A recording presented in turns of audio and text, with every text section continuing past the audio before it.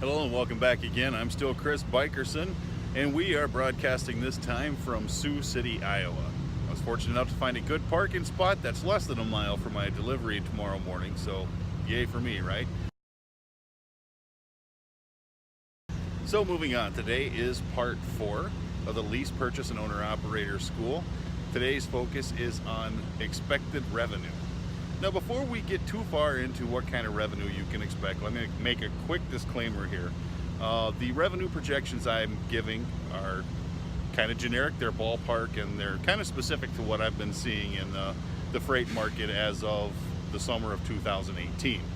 Who knows what the freight market will be doing in 2019, 2020, if you're watching this at a later date. But as of 2018, we've had a pretty good freight market season. Also, I should point out that the numbers I'm giving are kind of more specific to the typical freight you see, whether it be dry van, reefer, flatbed. Obviously, I'm not giving numbers on the specialty stuff, you know, the low boys, the guys hauling the oversized, overweight loads. Obviously not the guys with 12 axles and 200-foot, you know, wind turbine blades. But anyhow, moving on, before we really get into the numbers, let's talk about how trucking companies make money before we talk about how you're going to make money. So let's talk real quick. And of course, let's go to the board we all love. Okay, I know this is going to seem really elementary for some people, but you know what? Believe it or not, there are people out there that have never really given a whole lot of thought to where the money comes from. So let's break it down here. How are trucking companies paid? Well, as you see on the left there, we have a shipper that usually makes or distributes some sort of product. Of course, they hire a trucking company through the use of a freight broker who sends a truck or several trucks out to pick up their freight and move it to a customer. Now, that shipper then pays money to the motor carrier, usually through a broker, though not necessarily, but that's the gist of it. The trucking company gets paid for the truck moving that freight from the shipper to the customer. Typically, no one is paying for deadhead. I know a lot of guys ask, you know, if they're going to get paid for their deadhead as an owner-operator, and depending upon what type of setup you have, the most likely answer in most situations is going to be no. There are some exceptions to that. Sometimes if a broker has a customer who's got a whole bunch of loads going out they need covered quickly, a lot of times they'll offer to cover the deadhead. They'll pay a certain rate for your loaded miles, and then they'll pay you a smaller rate for deadheading straight back to the shipper again to pick up that next load. But without going into all that, here's the basic idea of how a trucking company gets paid. Now, if you're independent, of course, you're your own trucking company, your own motor carrier, or if you're a lease purchase or owner operator or even a lease operator, you are a contractor to a motor carrier. So how you're going to earn money as an owner operator depends entirely upon what type of setup you have. But we're going to get into what kind of earnings you should expect to see going to the truck as an owner operator, and then we'll talk more about how you're going to get compensated from that. All right, I know you're tired of looking at that board, but we're going to look at the board real quick one more time, then I promise you can look at my exquisitely handsome face again.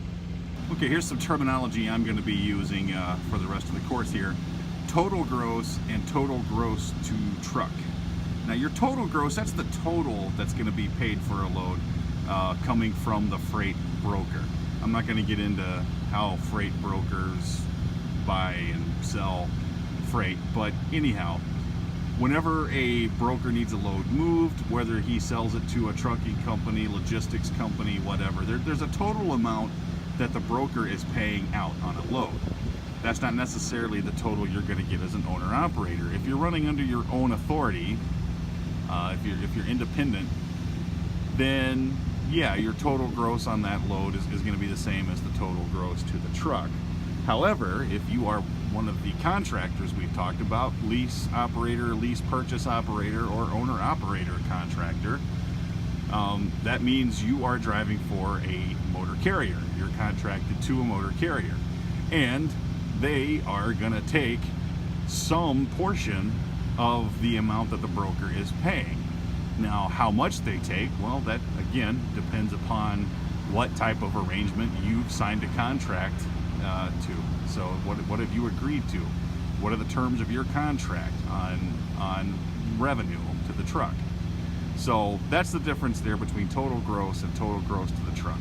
Total gross is how much the broker is paying out. Total gross to the truck is how much money is actually going to go to the truck owner. Okay, now that we've got all that straight, what I'm seeing right now as far as total gross, if you're having a really good week, a lot of the total gross revenues are topping $6,000 a week as far as total gross from the broker on your loads. If you're a contractor, owner-operator contractor, and you're working with a legit company that's not, completely scalping your profits from you, a lot of guys are 5,000 is kind of the mark that guys are trying to hit. 5,000 as a target, and staying above 4,000 fairly consistently. But again, remember, going back to business 101, right? You're not an employee, you are a business owner. There's going to be weeks you cannot hit those targets for a whole multitude of reasons. If you've been trucking for a little while, I'm sure you already know some of them. You know the whole game of showing up and they tell you, oh no, there was some miscommunication, your load's not ready till tomorrow, etc., etc. Those things cost you a lot more money as an owner operator than they do as a company driver. As a company driver, you're maybe out 200 or 300 miles at 40 cents a mile on a delay like that, which doesn't work up to a whole lot of money. As an owner operator, you're out a big chunk of change, which is bad because your operating expenses are also a really big chunk of change. So but more about that later. So realistically, we're looking at that 4,000 to 5,000 gross to the truck if you're a contractor, and like I said, trying to stay above $6,000 total gross revenue a week if you're independent. So with that, let's talk about how do you get paid out of that.